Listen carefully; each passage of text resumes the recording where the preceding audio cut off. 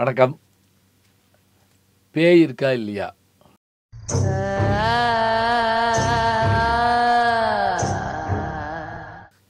இருக்குன்னா எங்கே இருக்கு? சந்திரமுகில மாதிரி வடிவேலும் சூப்பர் ஸ்டாரும் பேசிக்கிற மாதிரி கேட்கக்கூடாது. நம்ம பேய் இருக்கா இல்லையா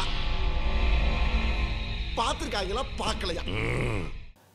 எங்க இது ஒரு தலைப்பு, இதுக்கு ஒரு பேச்சா அப்படின்னு நீங்கள் கேட்கலாம். அதாவது ஒன்று தெரிஞ்சுக்குங்க, எப்போவுமே சில விஷயத்தை நம்பிடுவோம். கடவுள் இருக்காரா இல்லையான்னு கேட்டால் அது கொஞ்சம் சந்தேகம் தாங்க அப்படிம்போம். ஆனால் இந்த மரத்தில் பேய் இருக்குன்னு சொல்லுவீங்க, அந்த பக்கம் போகவே மாட்டாங்க. அதை நம்புவா, இதை நம்புறதுக்கு யோசிப்பான். அதுவும் இந்த ராத்திரி நேரம் மழை பெய்யுறது, கரண்ட்டு போயிடுறது, இதெல்லாம் பேய்க்கு ரொம்ப பிடிச்ச விஷயம்னு வச்சுக்கோங்க. பேய்னு ஒன்று உண்டா? ஒரு கேள்வி. உடம்பு விட்டு போன உயிர், எரிக்கப்பட்ட உடம்புல இருந்து போன உயிர், அது அப்படி அலையும் இப்படி அலையும், ரயில் அடிபட்டது, இது அப்புறம் தூக்கில் தூங்குனது, இதெல்லாம் சொல்லிக்கிட்டு இருப்பாங்க. இதெல்லாம் இருக்கா அப்படின்னு ஒன்று கிடையாதுன்னு விஞ்ஞானிகள் சொல்கிறாங்க. இல்லை, சில நேரங்களில் அது நமக்கு தெரியாதுதான் நம்ம இல்லைன்னு சொல்லக்கூடாதுங்கிறாங்க.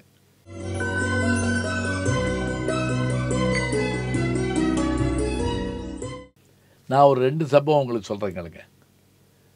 இது நம்புறது இல்லையான்னு அப்புறம் வச்சுக்கலாம். எங்களுடைய உறவினர் ஒருவருடைய உடல்நிலை பாதிக்கப்பட்டு ஆம்புலன்ஸில் கூப்பிட்டு போயிட்டுருக்கோம். ஊருக்கு போகிறோம், கிராமத்துக்கு கொண்டு போகிறோம். நான் உட்காந்துருக்கேன் ஆம்புலன்ஸில், டிரைவர் பக்கத்தில். உள்ள பல பேர் இருக்காங்க. அவங்க உயிர் இருக்குது, இன்னும் அவங்க இறக்கலை. அவங்க கொஞ்சம் உள்ளே இருக்கவங்க அழுதுகிட்டு இருக்காங்க. இப்படி போயிட்டுருக்கு. திடீர்னு அந்த டிரைவர் என்கிட்ட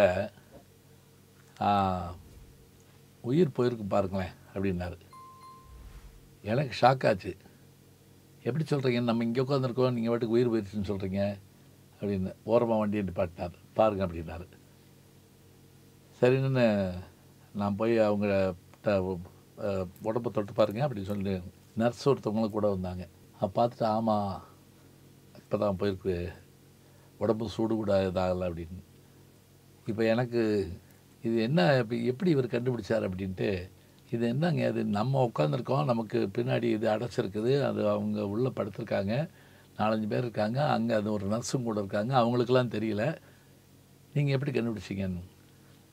அவர் சொல்கிறாரு, ஐயா நான் தினசரி இப்படி கொண்டு போய்கிட்டே இருப்பேன், திடீர்னு வண்டியினுடைய அழுத்தம் அதிகமாகிற மாதிரி எனக்கு இருந்தது அப்படின்னார்.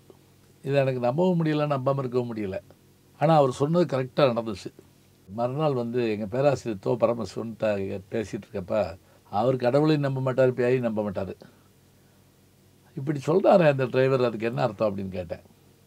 இல்லை அதெல்லாம் ஒன்றும் இல்லை, அவர் கொண்டு போகிறப்பே அவருக்கு அந்த அனுபவத்தினால அவர் சொல்லியிருக்கலாம். இல்லைங்க, அவர் கரெக்டாக சொன்னார், நான் இறங்கி பார்த்தேன். நீங்கள் அப்படிலாம் பெருசாக நினச்சிக்கிட்டு இருந்தால் உயிர் போகிறத நான் ஜன்னல் வழியை பார்த்தேன்னு சொல்ல ஆரம்பிச்சிடுவாங்க, விடுங்க அப்படின்ட்டார். சரி இருக்கட்டும். இன்னொரு சம்பவம் சொல்கிறேன். ராஜாமணின்னு, தாசா ராஜாமணின்னு இங்கே இருந்தாங்க. மதுரையில் மிகப்பெரிய ஹோமியோபதி மருத்துவர். நல்லா சொன்னால் ஹோமியோபதி மருத்துவத்தை உலகம் முழுவதும் கொண்டு போன ஒரு பெரிய மேதை. எங்கள் அப்பாவோடைய பணியாற்றினவர், தமிழாசிரியராக. பக்கா கம்யூனிஸ்ட். அவர் எதை பற்றி நம்ப மாட்டார், நல்ல அறிவாளி. அது மட்டும் இல்லை, அவர் கொடுக்குற மருந்து எப்போவுமே 3 நாளைக்கா 5 நாளைக்கான்னு கேட்டு மருந்து கொடுப்பாரு. 5ஆவது நாள் வர வேணான்றவர். ஆனால் அவர் எல்லா பொது உடைமை நூல்கள், எல்லா வகையான நூல்களும் படித்து வச்சுருப்பார். கடவுள் நம்பிக்கை சுத்தமாக கிடையாது. அவர் ஒரு நாள் என்கிட்ட சொன்னார், நீங்கள் இப்போ அப்பா மாதிரி இருக்கலாம், எப்படி சாமியெல்லாம் கும்பிடுங்களா? எங்கள் அப்பாவை சாமி கும்பிடுவார் அப்படின்னேன். சரி கும்பிடுங்க, அதை பற்றி ஒன்றும் இல்லை, பேயெல்லாம் இருக்குன்னு நம்புறீங்களா அப்படின்னாரு. என்னங்க எப்படி கேட்குறீங்க அப்படின்னேன். எங்கள் அப்பா வயது அவருக்கு. ஒன்றும் இல்லை, இந்த பாருங்க, இப்போ நம்ம உட்காந்து பேசிகிட்டு இருக்கோம்ல, இந்த டிஸ்பென்சரி கட்டுறப்ப வேலை நடந்துகிட்டு இருந்துச்சு. அப்போ நான் இங்கே உட்காந்து எழுதிட்டு இருந்தேன், மேலே இது பண்ணிக்கிட்டு இருந்தேன், வேணா தடால்னு நாற்காலி சாஞ்சு கீழே விழுந்து அப்படியே அடிபட்டு ஸ்பாட்லேயே அவனுக்கு ஏதோ ஆயிடுச்சு. நல்லா சொன்னால் இறந்து போயிட்டான்னு வச்சுக்கங்களேன். அப்புறம் அவனுக்கு வேண்டியதெல்லாம் செஞ்சிட்டோம், இருக்கட்டும். நான் சொல்ல வர்றது கவனிங்க. இறந்து போயிட்டானா, இப்போ வழக்கமாக யாராவது இறந்து போயிட்டா அந்த ரூம்குள்ளே பேய் இருக்குது, அது ஆவி சுற்றிக்கிட்டு இருக்கு இப்படிலாம் சொல்லுவாங்கள்ல. நான் உங்களுக்கு நடந்ததை சொல்கிறேன். ஒரு மாதம் கழித்து நான் இதே மாதிரி உட்காந்து எழுதிக்கிட்டு இருக்கேன். அப்போ அந்த ரூமில், இந்த சம்பவம் நடந்த ரூமில் அந்த நாற்காலி மெதுவாக நகண்டு இப்படி போயிட்டு திருப்பி வருது. நான் கொஞ்ச நேரம் யோசித்தேன். அப்புறம் திருப்பி பார்த்தேன். நாற்காலி மெதுவாக போகுது, திருப்பி வருது. உடனே நான் எழுதுறதை நிறுத்திட்டு, இரவு நேரம் எழுதுறதை நிறுத்திட்டு நான் என்ன பண்ணேன் அப்படின்னா, அவர் மருத்துவர் இல்லையா, இதுக்கான மருத்துவ குறிப்பை பார்த்தேன். அப்படி பார்க்குற போது ஒரு செய்தியை கண்டுபிடிச்சேன். அதாவது நம்முடைய உடம்பில் தாமிரச்சத்து குறைமானால், காப்பர் குறைமானால் நமக்கு என்ன ஆகும்னா, சில தோற்றங்கள் கண்ணுக்கு தெரியுமா. அதாவது இருக்கிறது நகல்ற மாதிரி, இல்லாதது உண்டாகிற மாதிரி, இது மாதிரியான சில இது தோன்றும். நான் உடனே என்ன செஞ்சேன், சட்டுன்னு ஏன்ட்டு அவர் டாக்டர் இல்லையா, 2 மாத்திரை எடுத்து போட்டுக்கிட்டேன். இப்போ உட்காந்துக்கிட்டேன், இப்போ பார்ப்போம் அப்படின்ட்டு. அது ஹோமியோபதி மாத்திரை டக்குன்னு போட்ட உடனே கொஞ்ச நேரத்தில் அது வேலை செய்ய ஆரம்பிச்சிருச்சு. விடிய காலம் வரைக்கும் உட்காந்துருந்தேன். நாற்காலி நகலலை. பேய் போயிடுச்சா? போகலை. எனக்குள்ளே இருந்த அந்த சின்ன குறைபாடு தீங்கிருச்சு. இப்போ பார்த்தீங்களா, இதை விஞ்ஞானிகளே ஒத்துக்கிறாங்க இன்றைக்கி சூழலில். அதாவது நம்முடைய உடம்பில் ஏதேனும் குறைபாடு இருந்தால் அந்த குறைபாட்டின் காரணமாக சில பேர் பேசிகிட்டு இருக்க எங்கள் பாம்பு நெளிகிற மாதிரி இருக்கே அப்படிமா. இந்த மாதிரி விஷயங்களுக்கு ஹாலுசினேஷன் அப்படின்னு ஆங்கிலத்தில் சொல்கிறாங்க. அது தெளிகிற வரைக்கும் நமக்கு குழப்பமாக இருக்குமா. என் நண்பர் பாண்டியராஜன் சொன்னார், கடற்கரையில் ஷூட்டிங் எடுத்துக்கிட்டு இருந்திருக்காங்க. இவர் உட்காந்துருந்துருக்காரு. நைட் 2 மணிக்கு ஷூட்டிங் நான் போயிட்டு வந்திருக்கு. அப்போ இங்கே எடுத்துகிட்டு என்ன பண்ணிட்டாங்க, அப்படியே கொஞ்சம் தூரம் போயிட்டாங்க எல்லோரும்.